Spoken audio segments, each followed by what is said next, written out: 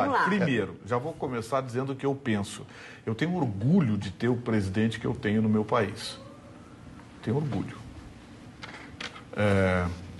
A minha manchete era o Augusto Aras, então eu vou ser curtinho em relação à minha manchete. O senhor Augusto Aras entrou às 15 horas e 41 minutos no STF com esse pedido de investigação do presidente Bolsonaro e sequer esperou para ouvir o presidente Bolsonaro. Isso porque os de sempre, não vou nem citar mais veículos, você já sabe quem, né?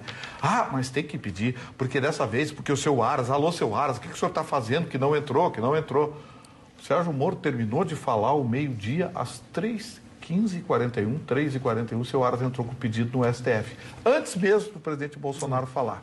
Então, já temos mais uma revelação, já vimos a cara do seu Augusto Aras. Vamos avançar.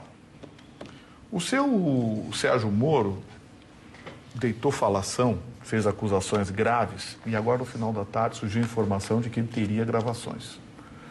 Bom, primeiro eu achei que ele foi... ele foi mordido pela mosca azul. Porque começaram a divulgar aquela turminha das pesquisas que ele tinha não sei quanto de aprovação e o presidente Bolsonaro, e que ele tinha 75, o Bolsonaro tinha 25 de aprovação, Ele caiu nessa. Foi mordido pela mosquinha azul. Já andou tendo reunião com o Álvaro Dias, já se reuniu com gente do Centrão. O Moro não saiu hoje. E não pense que foi por causa do superintendente da Polícia Federal, não. A exemplo do Mandetta, ele vem sendo observado já faz algum tempo. O Moro foi um excelente juiz, um grande juiz, mas um ministro medíocre, para dizer o mínimo. Porque nos grandes temas da nação, em momento algum, ele se manifestou.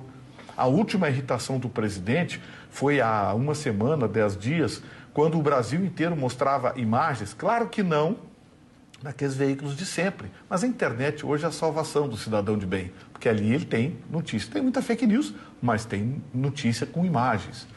De gente, trabalhadores, mulheres apanhando da polícia Brasil afora. E ele foi instado pelo presidente da República a se manifestar. Ficou quieto. Não vou falar nem das investigações, porque depois que o Sérgio Moro assumiu o ministério, a Lava Jato desapareceu. Vocês viram mais algum figurão preso, mais algum processo? Não. O seu Sérgio Moro literalmente desapareceu com a Lava Jato. Vou avançar mais. O seu Sérgio Moro vem sendo cobrado por ações da Polícia Federal, que ele não cobrava do superintendente e o presidente passou a cobrar do superintendente. Pô, estou investigando mais o caso da Marielle do que a faca que enfiaram em mim. Ah, mas o maluco aquele enfiou a faca no presidente, menos de 24 horas depois, ele tinha 3 dos maiores criminalistas do país aterrissando de jatinho para defender ele. E aí vem dizer que não encontrou nada, que ele era um lobo solitário. Polícia Federal, comanda a Polícia Federal, que passou pelo Ministério da Justiça. Ah, mas a Marielle,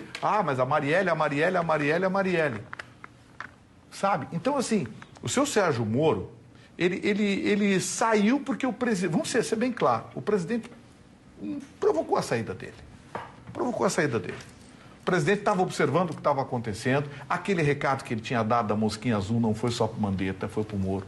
Repito, o Moro se mostrou um grande juiz e um ministro medíocre. Hoje, ele fez a ceninha dele, distribuiu acusação para todo lado, acusações infundadas, porque todo mundo nomeia. Vocês pensam que o governo petista não nomeava superintendente da Polícia Federal? Vocês pensam que era ministro da Justiça que nomeava? A prerrogativa do presidente era nomeado pelo presidente da República. Ah, mas vai aparelhar a Polícia Federal? Não, ele disse, eu não quero aparelhar. Existe uma independência funcional da Polícia Federal que o presidente não tem poder, mas ninguém fala isso. Está na lei.